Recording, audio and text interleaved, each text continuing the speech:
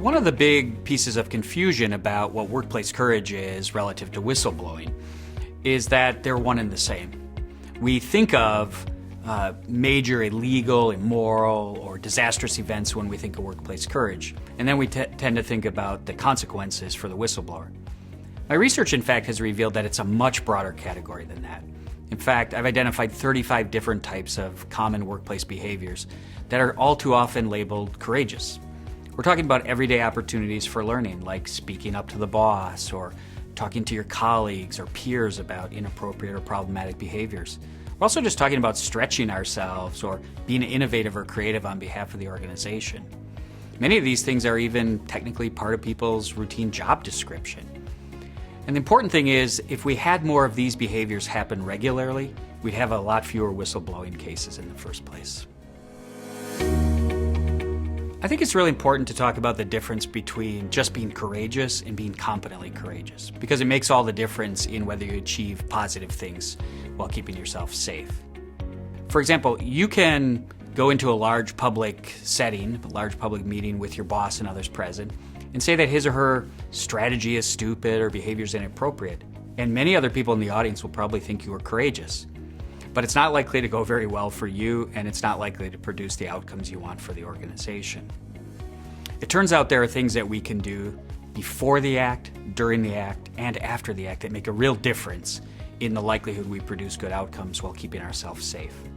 Beforehand, we can work on establishing our competence and our warmth so people are willing to listen to us and trust us. We can choose our battles wisely. We can be thoughtful about the timing of what we do. And during the act, we can manage not just what we say, but how we say it, and how we manage our own and others' emotions. And then one of the most important things is we can follow up. We can secure commitments to further action, or we can repair relationship damage we inadvertently might have done. And it turns out that when we do all those things, we stand a much better chance of actually getting the positive outcomes we would hope for. When we think about courageous actions, we tend to think about in the moment. But one of the fundamental premises of my book is that you won't be ready in the moment unless you've done a lot of practice beforehand. It's about really how we manage our internal dialogue, about what we're feeling, and then of course how that translates to what we do. So for example, take a frontline employee trying to enforce a mask mandate. Somebody walks in to his or her store, isn't wearing a mask. The first thing that's likely to happen is an immediate emotional response. You feel angry about that, or you feel afraid. And that leads to what's often an unproductive fight or flight response. So you have to learn how to navigate that.